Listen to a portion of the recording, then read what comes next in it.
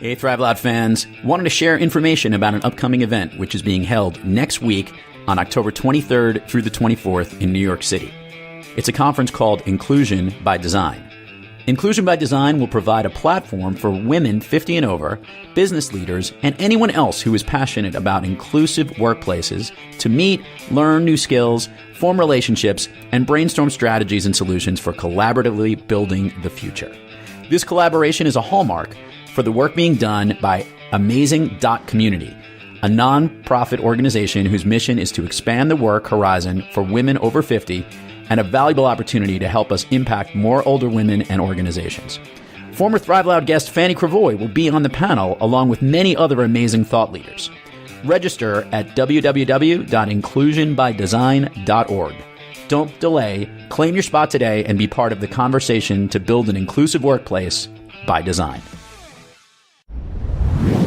We want to help you, Mr. Valentine. My brother and I run a privately funded program to rehabilitate culturally disadvantaged people. We'd like to supply you with a home of your own, a car, a generous bank account, and employment with our company. But there's a catch. You'll have to listen to Thrive Loud with Lou Diamond.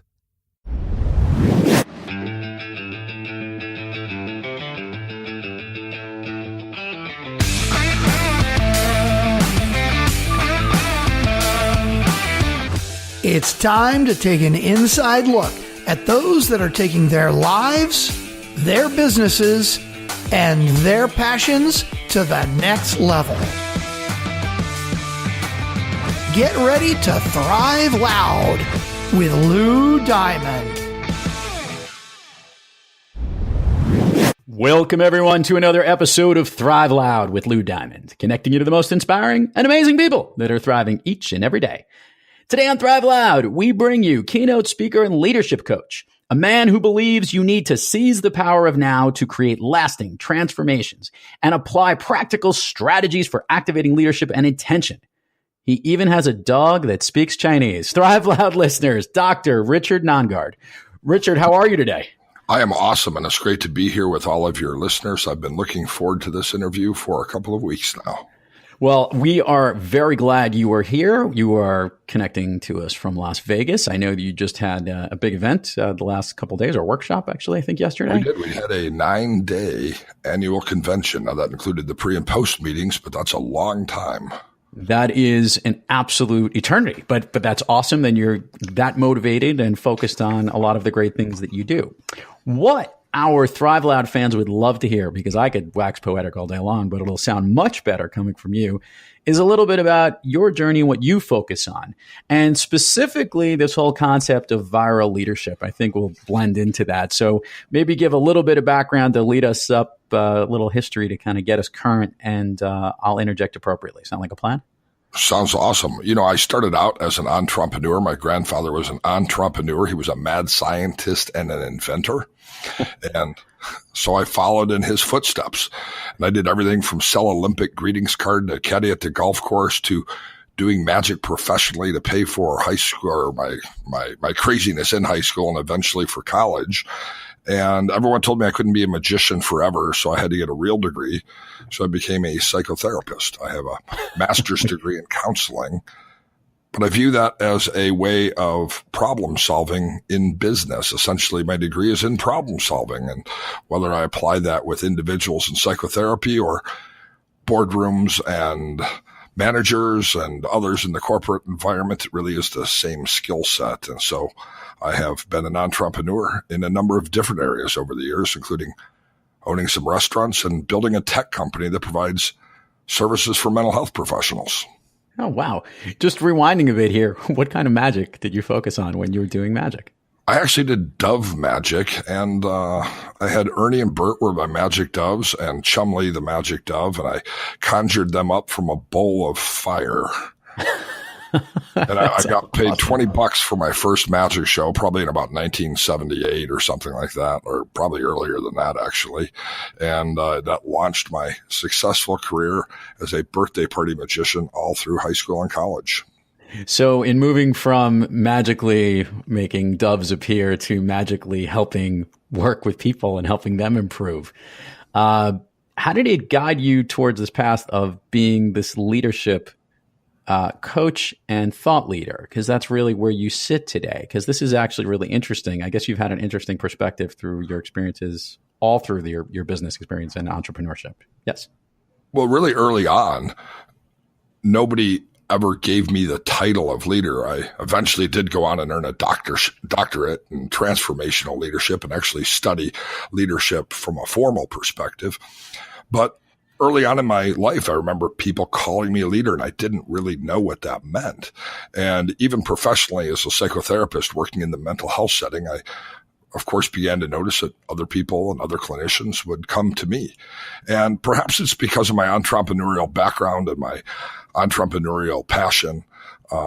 I began to branch out into helping other therapists figure out why they could not build successful businesses. They were great at helping people make change, but they couldn't get people to come to their offices. And so I began doing consulting with mental health and then with medical groups and really a wide variety at this point of different industries. And sometimes I find that not being a part of a client's industry is actually helpful because it gives me a vantage point that I otherwise wouldn't have to really identify some of the key things that we can work on to change. So give me some examples of some of the things that we can work on to change, because this is something we don't really get into as much. I know a lot of people have different philosophies on what the philosophy should be we need to change, but not actually have the action items or the steps to do it. Sure. Do you have a certain methodology that you stick with more often than not? There are really a number of different methods I use, but the simplest of all is what we articulated in the book. Seize the power of now to create lasting transformation in business. And I find that people miss the golden opportunity that this moment presents because they're either regretting or lamenting decisions or people from the past, or they're so focused on the goal in the future that they're actually missing the opportunities that are right in front of them right now. And so I work with people to move really away from goal setting and into intention setting and to be far more present in their experience. And this helps to build teams, and teams, of course, create innovation. And by creating innovation, we have buy-in, and the end result is something absolutely fantastic. And there are processes within each one of these different quadrants that can help, whether it's a solopreneur or a large Fortune 500 company, to really harness that power of now to create something sustaining and lasting. So viral. Talk to me about this, because I think you've, like any great leader, has managed to make viral not only a way of thinking, but you've even made it an acronym, I believe. Is that not true? Do we have a breakout here? Yeah, we actually have turned it into an acronym. The acronym, actually, for those who are wondering, is vision, integrity, role model, action, and loyalty. But those key points fit within the idea of really creating something sustaining. So what happens in a lot of businesses is there's a good idea. It can either be intentional or it can come about organic. There can be notoriety, perhaps press, or a particularly successful event or something like that. But the difference between a business which is governed by leadership and a business which is governed by good fortune is that a business who is really focused on leadership is able to take that power of the moment and create something lasting. I believe that business, like art and literature, can last thousands of years. There are businesses in our country, Harcourt Brace Collins, for example, Colgate toothpaste, insurance companies that have been here for 250 years. But there are companies in the world that have been around for 1,200 years and 1,500 years. And to me, that's really amazing. And so what viral leadership does is it takes a great idea in the moment, but it turns it into something sustaining and lasting.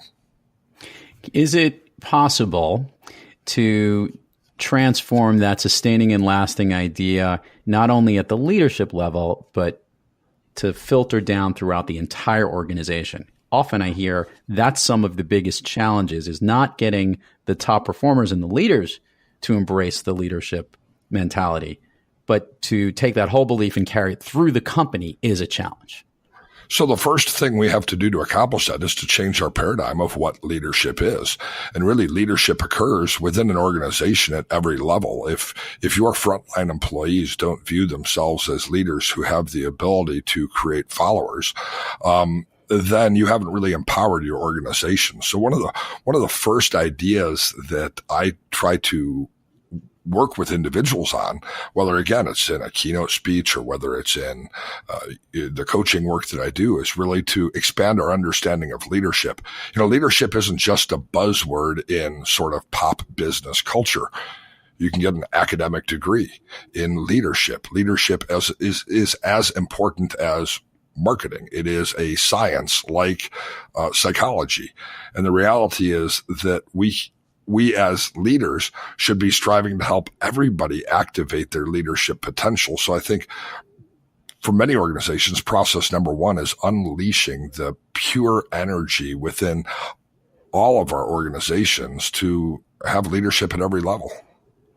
And by the way, I totally agree with this. And this is part of the thing that I talk about a lot, of connecting, where leaders are helping to create almost a connecting culture, the ability to connect with your employees, with people throughout the organization, people on your teams, is really a way of carrying through the right leadership methods and tools that every group should have. And the better that you empower leadership in an organization, the better the organization is going to move forward. What are some of the biggest challenges that you see in dealing with some of the top leaders that you have? Something maybe that they have difficulty embracing or overcoming? I see a lot of organizations have meetings of their top executives where they can really focus on developing the vision. And then they go often into an annual meeting or some other type of event and then tell everybody what the vision is going to be. That's where the grumblings usually first begin to take place, because there hasn't been buy-in. And I think the best way to create buy-in is by creating a shared narrative or building a story together with employees and customers and any other stakeholders, from the community to the board, within an organization. And I love a process called Appreciative Inquiry. It's an evidence-based process. It's been used by some of the largest companies in our country to help create that shared narrative, to change the culture. In the case of merger and acquisition, to create a new culture rather than to get in a game of corporate tug of war, one side to come to the other. And these are the tools that really are transformational and create strength and buy-in at every level. So I hear a lot about let's get buy-in, but they haven't co-created the culture. They haven't co-created the vision. They haven't co-created the different aspects of business success that really need to be a collaborative and a shared process. No, I like it. And I'm smiling right now because it is true when you have organizations that don't work together. It's funny. Leadership is not someone telling someone what to do. It's empowering a group to ask how they can work best together. And I think a lot of what you're talking about in viral leadership has a lot of these components. I wanted to ask, one of the books. Yeah, go ahead. Sure. One of the books on my desk has always been one of my favorite books. It's simply titled Encyclopedia of Positive Questions. And I find that leaders can really engage everybody at every level by asking the right questions. I think Peter Drucker talked about asking the right questions. And it's something that is very simple, but it's often overlooked because of our desire to communicate something that we believe is important. But sometimes the best way to communicate a directive is actually to ask a question. And leaders need to know what questions to ask. Customer service employees need to know what questions to ask. Design and development engineers need to know what questions to ask. And so by providing training and ideas and developing positive questions to people, I've seen tremendous changes within an organization, all for the better. No, it's very true. And the power of questions is always the one asking the question is the one driving the conversation. Right. So here's an interesting thing. Let's talk about Dr. Richard Nongard himself. Richard, the speaker. Sure. Richard, the business coach. Richard, the author. Richard, the professor. Richard, the psychotherapist. You wear a ton of hats. I do. I've always enjoyed being a busy person from morning to night. And so I have done a lot of different things. But all of these things really are interrelated. It's interesting. Often I'll be hired to do a keynote speech because I'm motivational and humorous and perhaps even interesting. And I share some things that can actually bring an organization together. But then they say, the keynote was great, but we want further training. So I do a lot of training for individuals. I do a lot of sales training. I do a lot of leadership development training. And this comes from my experience, of course, as a therapist. I've helped individuals to create transformation in psychotherapy, and I've really brought that problem-solving process to the corporate world. It is, to a large extent, the same skill set. And having essentially a degree and a background in how to solve problems, I mean, if you can get Bob and Betty to stop arguing and actually like spending time with each other, you can probably take that same skill set and help CEOs and their board members come together when they have disagreement. So of these things that you do, because let's call it what it is, Richard, there's one of these that you probably like doing more than another, because each of them has their own unique skill sets. Being an author was putting together and writing the book. Sure. Obviously, doing business coaching workshops is working in that group setting. And speaking is speaking in front of that large audience, or working one-on-one, which is the one that you say, this is the one that always makes me the most happy. I love writing, but the reason why I love writing is because it helps me prepare my ideas for when I'm doing training. I love doing intensive trainings, the opportunity to take 2 or 3 days over a retreat period of time for organizational leaders, or with frontline employees, a group of 50 or 60 or 100 people who are spending a couple of days together, really learning a process like appreciative inquiry and how they can create a shared narrative. So having the ability to engage at a deeper level over a period of time with an organization really is what I love doing the most, because then I get to actually share the success with them, and I love sharing success.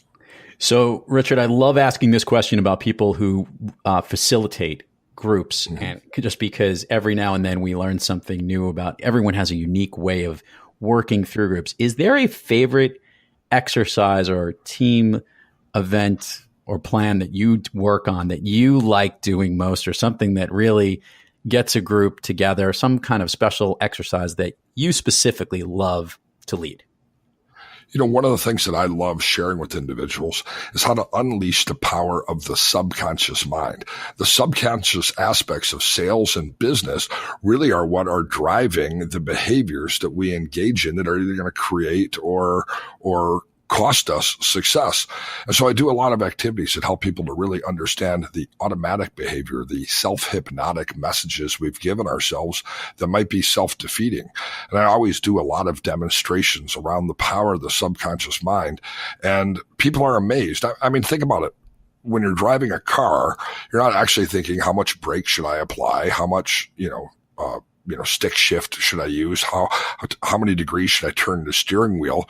You know how to drive a car subconsciously. You do it automatically. We've committed it to memory. Unfortunately, we commit not only the tasks of the day, but the unhealthy things, a self-defeating attitude in sales, a state of anxiety among C-suite executives who are always looking for what's wrong rather than what's right. And by unleashing the power of the subconscious mind to essentially rewrite our scripts, we find that the opportunity that's unleashed is almost unstoppable. And the groups who I work with love seeing those demonstrations. They're almost hypnotic in a way. Great. I love it. So I love asking all the guests on Thrive Loud this question, Richard. And it should be interesting with all the things that you do, because like you said, you like to keep busy and you've got many hats that you wear every day. We sometimes have off days. And on the days that we're not quite performing the way that we want to, and we're not necessarily thriving, what practice do you seek, or what individual do you look to help yourself get back on the thriving track? One, I use coaches myself. I've found that in order to coach and to lead other people, I need to have mentors and leaders in my own life. I have accountability partners who I have worked with for going on 30 years now. My clinical supervisor in graduate school is still a close colleague and ally of mine who I go to all the time for coaching and advice. My doctoral supervisor, when I completed my degree and doctorate in transformational leadership, is somebody who I, years later still follow up with and ask for assistance from. And so I think it's important to recognize that good leaders actually are also good followers. But specifically about a bad day, let me share a story from yesterday, because my 9-day annual conference actually ended the day before yesterday. And so yesterday I was wiped out. I was dead dog tired. And although it seemed like a good idea at the time, it certainly wasn't. I scheduled an important new client in the afternoon of all times.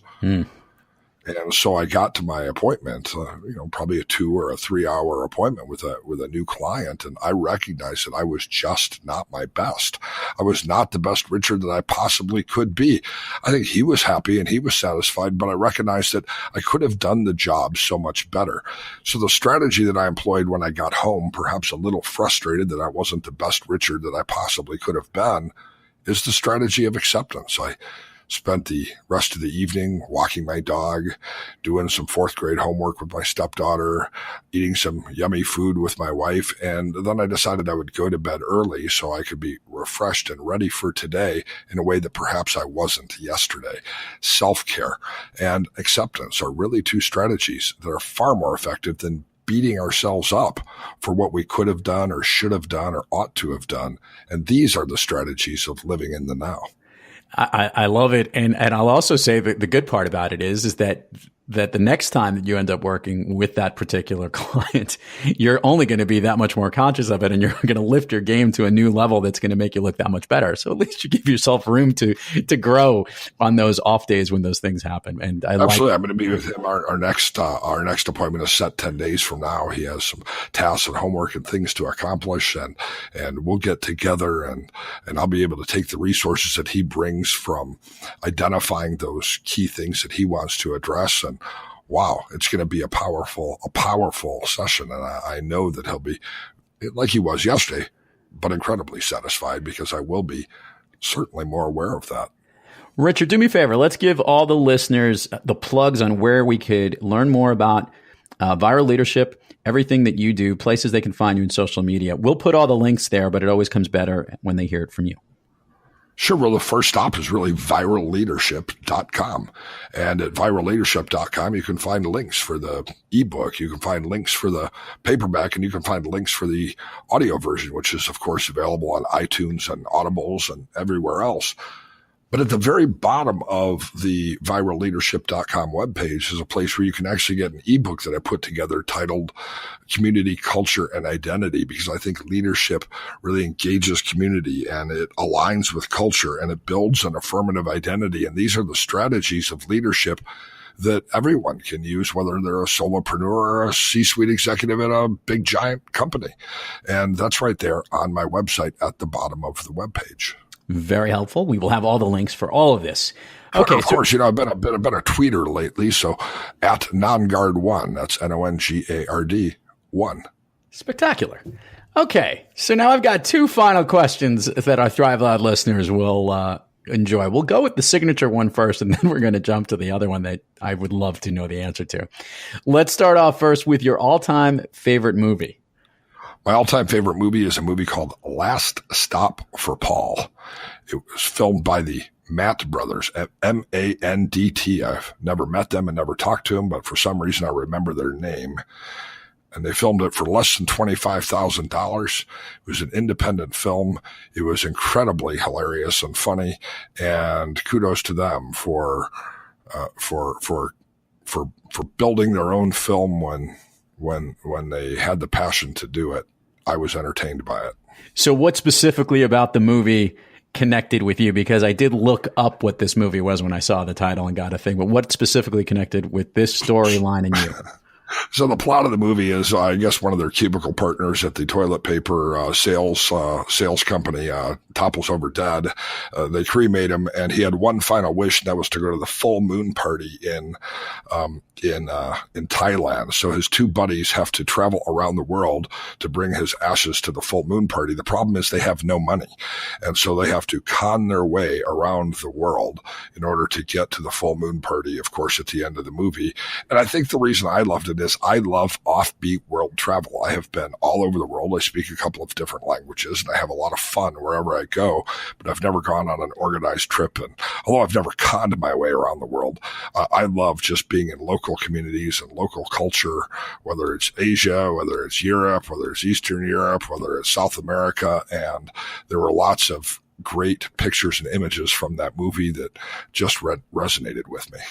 So thank you for literally serving up what the next question was. As you mentioned, you obviously are global and speak many languages. Can you share with the Thrive Loud listeners that you not only speak Chinese, but so does your dog? My dog does speak Chinese. I didn't speak Chinese until a few years ago. But what happened was two things. I actually had I still do actually, had a tumor in the base of my tongue. It was restricting my ability to speak. I had to go to speech therapy. And I discovered that by practicing Chinese, which is a tonal language, it was as effective as speech therapy. Coincidentally, I happened to meet a beautiful lady at that time who didn't speak much English from China. And she said, I can't go out with you because I don't speak English. Well, because I couldn't speak at all at the time, I basically texted to her, well, it's okay. Neither can I. And I knew she would eventually learn English, but we focused on my Chinese, both because it was therapeutic and because I knew as soon as she learned English, I probably would stop learning Chinese. And she's now my wife, and we have a great life with our dog named Wang Tsai. And that means money and prosperity in Chinese, and good luck and good fortune and good business to you. Well, that is an awesome story. Makes it even better now getting more details for it. So thank you for sharing that with us, Richard. Richard, totally a pleasure here. So great to have you on Thrive Loud. Much continued success on your speaking career, on all your coaching and viral leadership, taking it to the next level. And thank you so much for coming on Thrive Loud. No, thanks for having me. And I've really enjoyed speaking to your listeners. So thanks to all of you too. You got it.